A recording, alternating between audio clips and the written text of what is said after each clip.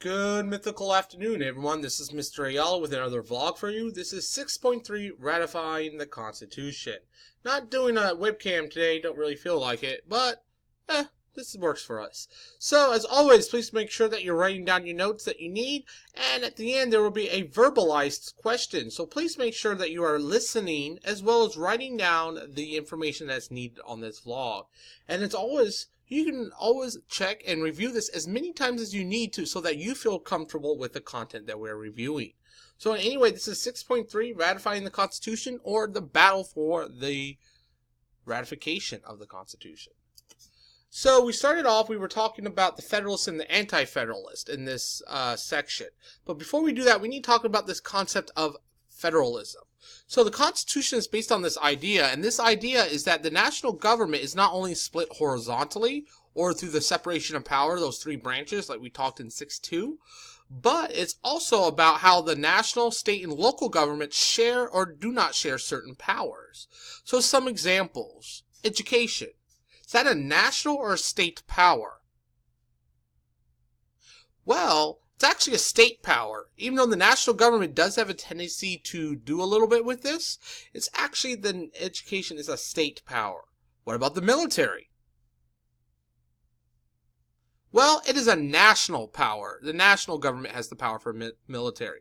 Transportation is a little bit different. It's a mix of both. It's actually a national and state power. Both of them have the ability to actually change those. So when we talk about this debate, we have two major sides emerging. We have the Federalists, those who support the adoption of the Constitution, led by a gentleman, John Jay, who would later become the first Chief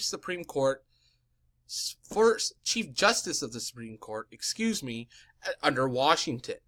So in Mr. A lingo, this is Constitution, smiley face, because we might as well keep it simple.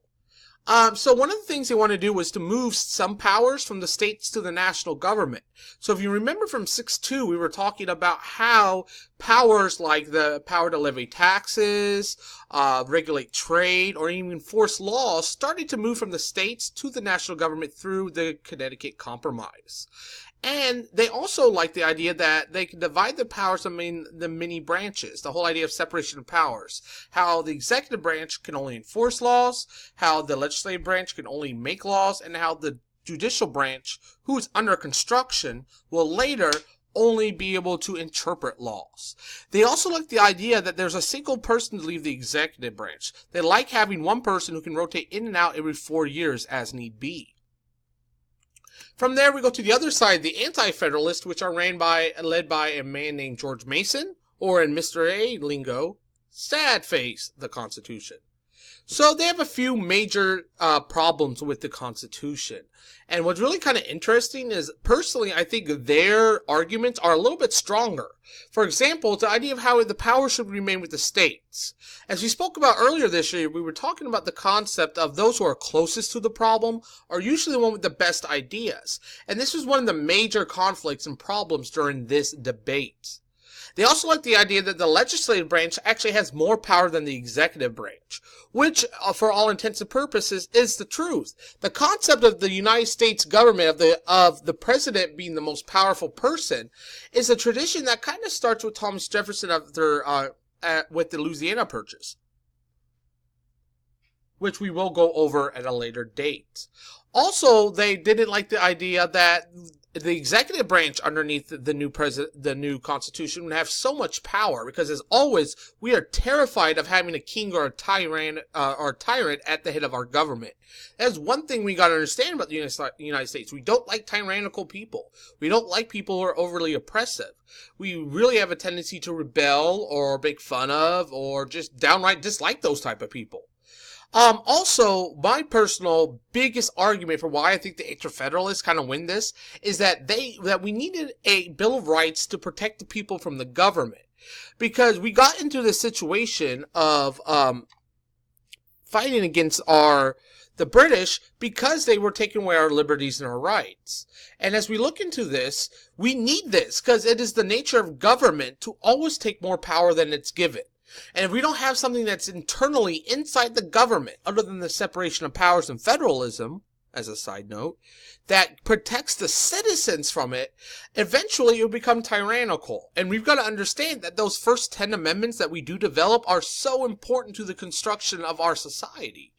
And I cannot even imagine what it would be like if the United States government did not have the Bill of Rights in the Constitution, and how limited our freedom of speech, religion, right to bear arms would be versus what it is now. So the Federalists had a lot of people on their side, and they wrote these things called the Federalist Papers that were supported by the majority of the newspapers at this time, because they really liked the Constitution. And this is even before the concept of the Bill of Rights. So your critical question is, how did this give the Federalists an upper hand? So from there, we go for the battle for ratification. So December 1787, we have Delaware, New Jersey, and Pennsylvania being the first 3 states to ratify the Constitution. January, a month later, 1788, ratified by Georgia and Connecticut, and then a month after that in February, you have Massachusetts joining the game. But if you notice, we're missing 2 major states, New York and Virginia. They must absolutely ratify this Constitution for this to be successful. They are the largest states in population, wealth, and in landmass. And if you look at their geopolitical position, or the position on a map that affects their politics, they would have been right in the smack dab middle of what was the United States at this time. And that would make it very difficult for the country to actually succeed at large. And Virginia had a lot of anti-federalists, probably 2 of the loudest, Patrick Henry and George Mason, fought against this. Think about it, Patrick Henry, the guy who said, give me liberty or give me death. And that's not, it may be overused, but he meant it. Why fight against the British to build a government that just takes away our rights again? And yet again, the main key is that we need a Bill of Rights. And without a Bill of Rights, this would not happen. Luckily, the people in the Constitution Convention in Congress in Philadelphia decided that they're gonna promise Virginia and New York this Bill of Rights, and it's going to be one of the first things they actually do. So in June of 1788, Virginia ratifies this because of the promise of the Bill of Rights. New York follows right after, followed by North Carolina and Rhode Island, who were just kind of figuring out and going with the wind. So, the Bill of Rights, a little bit of information about that before we move on for the end of this short lecture. So, the government so the Bill of Rights was needed to help protect people from the government. That whole concept of do not create a tyrannical government. Like any amendment, the first 10 needed 3/4 of the states to approve this Bill of Rights, and it happened very, very quickly. And these first 10 amendments, known as the Bill of Rights, are actually in order of what the Founding Fathers believed were the most important. So it's kind of interesting when you really review and you look at that. So my question to you is a little bit trickier this time. I want you to go back into the notes that you took, and if you notice, there's some embedded questions.